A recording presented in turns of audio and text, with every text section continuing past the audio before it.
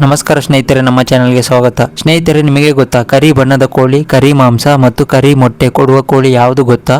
ಈ ಕೋಳಿ ಸಾಮಾನ್ಯ ಅಲ್ಲ, ಇದು ಲಕ್ಷಾಂತರ ರೂಪಾಯಿ ಬಿಸ್ನೆಸ್ ಆಗಬಹುದು. ಹಾಗಾದರೆ ಕಡಕ್ನಾಥ್ ಕೋಳಿ ಯಾಕೆ ಇಷ್ಟು ಸ್ಪೆಷಲ್ ಅಂತ ಇವತ್ತು ಸಂಪೂರ್ಣವಾಗಿ ಸೀಕ್ರೆಟ್ ಗೊತ್ತಾಗುತ್ತದೆ. ಮತ್ತು ಇವತ್ತಿನ ವಿಡಿಯೋದಲ್ಲಿ ನಾವು ನೋಡುವಂಥದ್ದು ಬಂದು ಕಡಕ್ನಾಥ್ ಕೋಳಿಯ ವೈಶಿಷ್ಟ್ಯಗಳು ಮತ್ತು ಇದರ ಸಾಕಾಣಿಕೆ ಹೇಗೆ ಮಾಡಬೇಕು ಮತ್ತು ಲಾಭ ಎಷ್ಟು ಬರುತ್ತದೆ ಮತ್ತು ಬಿಗಿನರ್ಸ್ಗೆ ಏನು ಗಮನಿಕ ಇರಬೇಕು ಈ ಕೋಳಿ ಸಾಕಾಣಿಕೆ. ಹಾಗಾದರೆ ಈ ವಿಡಿಯೋವನ್ನು ಫುಲ್ ನೋಡಿ, ಆವಾಗ ನಿಮಗೆ ಸಂಪೂರ್ಣ ಮಾಹಿತಿಯನ್ನು ತಿಳಿಯಬಹುದು. ಇವಾಗ ನಾವು ಈ ಕೋಳಿ ಬಗ್ಗೆ ತಿಳ್ಕೊಳ್ಳೋಣ. ಕಡಕ್ನಾಥ್ ಕೋಳಿ ಎಂದರೆ ಏನು ಅಂತ ನೋಡೋಕೆ ಬಂದರೆ, ಕಡಕ್ನಾಥ್ ಕೋಳಿ ಭಾರತದ ಒಂದು ರೇರ್ ಬ್ರೀಡ್ ಆಗಿದೆ. ಮುಖ್ಯವಾಗಿ ಮಧ್ಯಪ್ರದೇಶ್ ಸೇರಿದಂಥ ಕೋಳಿಗಳಾಗಿರುತ್ತವೆ. ಈ ಕೋಳಿಗಳ ವಿಶಿಷ್ಟತೆ ಅಂತ ನೋಡೋಕೆ ಬಂದರೆ ಸಂಪೂರ್ಣವಾಗಿ ಕಪ್ಪು ಬಣ್ಣದಲ್ಲಿರುತ್ತದೆ. ಇದರ ಮಾಂಸ ಮತ್ತು ಇದರ ಎಲುಬು ಮತ್ತು ಇದರ ಮೊಟ್ಟೆ ಹಾಗೂ ಎಲ್ಲವೂ ಕಪ್ಪಾಗಿರುತ್ತದೆ. ಈ ಕೋಳಿಗಳಲ್ಲಿ ಈ ಕೋಳಿಗಳನ್ನು ಬ್ಲ್ಯಾಕ್ ಮೀಟ್ ಚಿಕನ್ ಅಂತ ಕೂಡ ಕರೆಯುತ್ತಾರೆ. ಮತ್ತು ಈ ಕೋಳಿಗಳ ಮಾಂಸ ಬಂದು ಹೆಚ್ಚು ಬೆಲೆ ಬಾಳುತ್ತದೆ ಮಾರುಕಟ್ಟೆಯಲ್ಲಿ. ನೆಕ್ಸ್ಟ್ ನಾವು ನೋಡುವಂಥದ್ದು ಬಂದು ಮೊಟ್ಟೆ ಮತ್ತು ಮಾಂಸದ ವಿಶೇಷತೆಗಳು ಈ ಕೋಳಿಗಳದು ಅಂತ ನೋಡೋಕೆ ಬಂದರೆ, ಕಡಕ್ನಾಥ್ ಮೊಟ್ಟೆ ಹೊರಗೆ ಫುಲ್ ಕಪ್ಪು ಲೈಟ್ ಕಲರ್ ಆಗಿರುತ್ತದೆ, ಆದರೆ ಒಳಗೆ ನ್ಯೂಟ್ರಿಷನ್ ತುಂಬ ಜಾಸ್ತಿ ಇರುತ್ತದೆ ಈ ಕೋಳಿ ಮೊಟ್ಟೆಗಳಲ್ಲಿ. ಕಡಕ್ನಾಥ್ ಕೋಳಿಗಳ ಬೆನಿಫಿಟ್ಸ್ ಅಂತ ನೋಡೋಕೆ ಬಂದರೆ, ಉಪಯೋಗಗಳು ಅಂತ ನೋಡೋಕೆ ಬಂದರೆ, ಪ್ರೋಟೀನ್ ಹೆಚ್ಚಿರುವ ಮಾಂಸ ಇರುತ್ತದೆ ಈ ಕೋಳಿಗಳ ಮಾಂಸದಲ್ಲಿ, ಮತ್ತು ಫ್ಯಾಟ್ ಕಡಿಮೆ ಇರುತ್ತದೆ ಮತ್ತು ಕೊಲೆಸ್ಟ್ರಾಲು ಕಡಿಮೆ ಇರುತ್ತದೆ. ಹೆಲ್ತ್ ಬಂದು ಜಾಸ್ತಿ ಜನಗೆ ಇಂಪ್ರೂವ್ ಆಗೋಕ್ಕೆ ಈ ಮಾಂಸ ಬಂದು ಜಾಸ್ತಿ ಉಪಯೋಗವಾಗುತ್ತದೆ. ಜನರು ಜಾಸ್ತಿ ಲೈಕ್ ಮಾಡಿ ತಿನ್ನುತ್ತಾರೆ ಮತ್ತು ಇದು ಆಯುರ್ವೇದಿಕ್ಕಾಗೂ ಬಳಸಲಾಗಿದೆ ಈ ಮಾಂಸಗಳನ್ನು. ಇವಾಗ ನೀವು ನೆಕ್ಸ್ಟ್ ನೋಡುವಂಥದ್ದು ಬಂದು ಕಡಕ್ನಾಥ್ ಕೋಳಿಗಳು ಸಾಕಾಣಿಕೆ ಹೇಗೆ ಮಾಡಬೇಕು ಅಂತ ನೋಡೋಕೆ ಬಂದರೆ, ಕಡಕ್ನಾಥ್ ಕೋಳಿಗಳು ಸಾಕೋದು ತುಂಬ ಈಸಿ ಆಗಿದ್ದರೆ ಕೆಲವು ರೂಲ್ಸ್ ಫಾಲೋ ಮಾಡಬೇಕು. ಏನಂತ ನೋಡೋಕೆ ಬಂದರೆ, ಮೊದಲನೇ ನೋಡೋಕೆ ಬಂದರೆ ಈ ಕೋಳಿಗಳಿಗೆ ಬಂದು ಫಸ್ಟ್ ಮೇಯ್ನಾಗಿ ಬೇಕಾಗಿರೋದು ಬಂದು ಶೆಡ್ಡು. ಒಳ್ಳೆ ಶೆಡ್ಡು ನೀವು ಬಂದು ರೆಡಿ ಮಾಡಬೇಕು ಈ ಕೋಳಿ ಸಾಕಾಣಿಕೆ ಮಾಡೋಕ್ಕೆ ಮುಂಚೆ ಬಂದು. ಮತ್ತು ಆ ಶೆಡ್ಡಲ್ಲಿ ಬಂದು ಜಾಸ್ತಿ ಹೆಚ್ಚು ಕೋಳಿ ಬಿಡಬಾರ್ದು, ಅಂದರೆ ಜಾಸ್ತಿ ಪ್ರಮಾಣದಲ್ಲಿ ಕೋಳಿನ ಬಿಟ್ಟು ಒಂಥರ ಸಫೋಕೇಶನ್ ಆಗೋ ಥರ ಅದಾಗ್ಬಿಡುತ್ತೆ. ಗಾಳಿ ಹೊರಗೆ ಹೋಗಿ ಆಚೆ ಬರೋ ಥರ ಶೆಡ್ನ ಬಂದು ಕ್ಲೀನಾಗಿ ರೆಡಿ ಮಾಡ್ಕೊಬೇಕು. ಎರಡನೇ ನೋಡೋದು ಬಂದು ಆಹಾರ ಅಂತಾರೆ. ಆಹಾರ ಬಂದು ಸ್ಟಾರ್ಟರ್ ಫೀಡ್ ಫಸ್ಟ್ ನೀವು ಕೊಡಬೇಕು ಚಿಕ್ಕ ಮರಿ ಇರುವಾಗ ಬಂದು. ಆಮೇಲೆ ಹೋಗ್ತಾ ಬಂದು ನ್ಯಾಚುರಲ್ ಆಹಾರ ಬಂದು ಕೊಡ್ತಾ ಬರಬೇಕು. ಅದು ನ್ಯಾಚುರಲ್ ಆಹಾರದಲ್ಲಿ ಬಂದು ಈ ಥರ ಸೊಪ್ಪುಗಳು, ಈ ಥರ ತರಕಾರಿಗಳು ಮತ್ತು ಚಿಕ್ಕ ಚಿಕ್ಕ ಹುಳಗಳು ಆ ಥರನೂ ನೀವು ಅದು ಕೊಟ್ಟರೆ ಅದು ಚೆನ್ನಾಗಿ ತಿನ್ಕೊಂಡು ಜಾಸ್ತಿ ಸೈಜಾಗಿ ಬೇಗ ಬೆಳೆಯುತ್ತದೆ. ಮತ್ತು ಒಳ್ಳೆ ಶುದ್ಧ ನೀರು ಇಕ್ಕಬೇಕು ಈ ಕೋಳಿಗಳಿಗೆ. ಮತ್ತು ಮೂರನೇದು ಅಂತ ನೋಡೋಕೆ ಬಂದರೆ ಕ್ಲೈಮೇಟ್ ಅಂತ ನೋಡೋಕೆ ಬಂದರೆ, ಈ ಕೋಳಿಗಳು ಕರ್ನಾಟಕ ಕ್ಲೈಮೇಟ್ಗೆ ಅಡ್ಜಸ್ಟ್ ಆಗುತ್ತವೆ.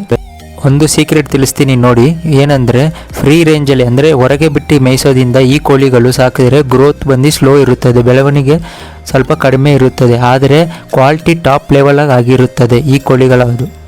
ನೆಕ್ಸ್ಟ್ ನಾವು ನೋಡುವಂಥದ್ದು ಬಂದು ಕಡಕ್ನಾಥ್ ಬಿಸ್ನೆಸ್ ಮತ್ತು ಲಾಭ ಅಂತ ನೋಡೋಕೆ ಬಂದರೆ, ಎಕ್ಸಾಂಪಲ್ಗೆ ಪ್ರೈಸ್ ಅಂತ ನೋಡೋಕೆ ಬಂದರೆ, ಒಂದು ಕಡಕ್ನಾಥ್ ಮರಿಗಳು ಬಂದು 70 ರೂಪಾಯಿಂದ 150 ರೂಪಾಯಿ ತನಕ ಇರುತ್ತದೆ. ಮತ್ತು ಅಡಲ್ಟ್ ಪಕ್ಷಿಗಳು ಬಂದು 800 ರೂಪಾಯಿಂದ 1500 ರೂಪಾಯಿ ತನಕ ಇರುತ್ತದೆ. ಮತ್ತು ಇದರ ಮಾಂಸ ಪ್ರೈಸ್ ಬಂದು ನೋಡೋಕೆ ಬಂದರೆ 800 ರೂಪಾಯಿಂದ 1200 ರೂಪಾಯಿ kg ಇರುತ್ತದೆ. ಮತ್ತು ಈ ಮಾಂಸಗಳ ಡಿಮ್ಯಾಂಡ್ ಅಂತ ನೋಡೋಕೆ ಬಂದರೆ, ಹೋಟೆಲ್ಗಳಲ್ಲಿ ಮತ್ತು ಹೆಲ್ತ್ ಕಾನ್ಷಿಯಸ್ ಕಸ್ಟಮರ್ಸ್ ಅಂದರೆ ಇದನ್ನೇ ಜಾಸ್ತಿ ತಿಂತಾ ಇರ್ತಾರಲ್ಲ, ಜಾಸ್ತಿ ಇಷ್ಟವಾಗಿ ತಿಂತಾ ಇರ್ತಾರಲ್ಲ, ಆ ಜನರಿಗೆ ಬಂದು ಇದು ಜಾಸ್ತಿ ಡಿಮ್ಯಾಂಡ್ ಇರುತ್ತದೆ. ಮತ್ತು ಆರ್ಗ್ಯಾನಿಕ್ ಮಾರ್ಕೆಟಲ್ಲಿ ಬಂದು ಈ ಕೋಳಿಗಳ ಮಾಂಸ ಹೆಚ್ಚು ಬೆಲೆ ಬಾಳುತ್ತದೆ. ಸ್ನೇಹಿತರೆ, ಪ್ರಾಫಿಟ್ ಅಂತ ನೋಡೋಕೆ ಬಂದರೆ ಸರಿಯಾಗಿ ಮ್ಯಾನೇಜ್ ಮಾಡಿದರೆ ಸ್ಮಾಲ್ ಫಾರ್ಮ್ ಕೂಡ ಬಿಗ್ ಇನ್ಕಮ್ ಕೊಡುತ್ತದೆ ಈ ಕೋಳಿಗಳ ಸಾಕಾಣಿಕೆ. ನೆಕ್ಸ್ಟ್ ನಾವು ನೋಡುವಂಥದ್ದು ಬಂದು ಬಿಗಿನರ್ಸ್ ಅಂದರೆ ಹೊಸದಾಗಿ ಈ ಕಡಕ್ನಾಥ್ ಕೋಳಿಗಳು ಸಾಕುವವರು ಏನೇನು ತಪ್ಪುಗಳು ಮಾಡಬಾರ್ದು ಅಂತ ನೋಡೋಕೆ ಬಂದರೆ, ಬಿಗಿನರ್ಸ್ ಮಾಡುವ ಕಾಮನ್ ಮಿಸ್ಟೇಕಲ್ಲಿ ನೋಡೋಕೆ ಬಂದರೆ, ಜಾಸ್ತಿ ಕೋಳಿಗಳನ್ನು ಒಂದೇ ಶೆಡ್ಡಲ್ಲಿ ಜಾಸ್ತಿ ಒಂದೇ ಒಂದು 500 ಬಿಡೋ ಜಾಗದಲ್ಲಿ 1000 ಬಿಡೋದು, ಇಲ್ಲ 100 ಬಿಡೋ ಜಾಗದಲ್ಲಿ 200 ಕೋಳಿಗಳು ಬಿಡೋದು.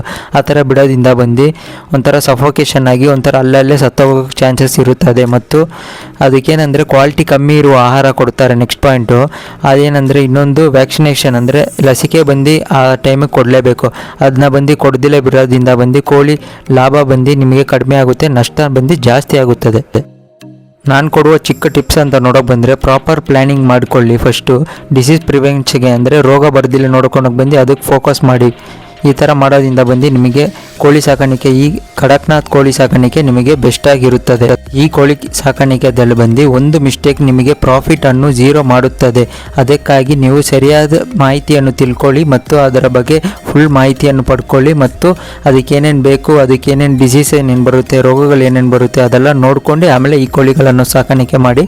ಆವಾಗ ನಿಮಗೆ ಲಾಭ ಖಂಡಿತ ಇರುತ್ತದೆ. ಹಾಗಾದರೆ ಸ್ನೇಹಿತರೆ, ಕಡಕ್ನಾಥ್ ಕೋಳಿ ಒಂದು ಸಾಮಾನ್ಯ ಬ್ರೀಡ್ ಅಲ್ಲ, ಇದು ಒಂದು ಪ್ರೀಮಿಯಂ ಬಿಸ್ನೆಸ್ ಆಪರ್ಚುನಿಟಿ ಆಗಿರುತ್ತವೆ. ಕಡಿಮೆ ಇನ್ವೆಸ್ಟ್ಮೆಂಟ್, ಹೆಚ್ಚು ಡಿಮಾಂಡ್ ಮತ್ತು ಯುನಿಕ್ ಪ್ರಾಡಕ್ಟ್ ಆಗಿರುತ್ತವೆ. ನೀವು ಸರಿಯಾಗಿ ಮಾಡಿದರೆ ಈ ಕೋಳಿ ಸಾಕಾಣಿಕೆ ಇದು ನಿಮಗೆ ಇನ್ಕಮ್ ಲೈಫ್ ಚೇಂಜ್ ಮಾಡಬಹುದು. ಸ್ನೇಹಿತರೆ, ಇಷ್ಟೇ ಈ ವಿಡಿಯೋ ನಿಮಗೆ ಇಷ್ಟವಾಗಿದ್ದರೆ ಲೈಕ್ ಮಾಡಿ, ಶೇರ್ ಮಾಡಿ ಮತ್ತು ನನ್ನ ಚಾನಲ್ನ ಸಬ್ಸ್ಕ್ರೈಬ್ ಮಾಡ್ಕೊಳ್ಳಿ. ಧನ್ಯವಾದಗಳು.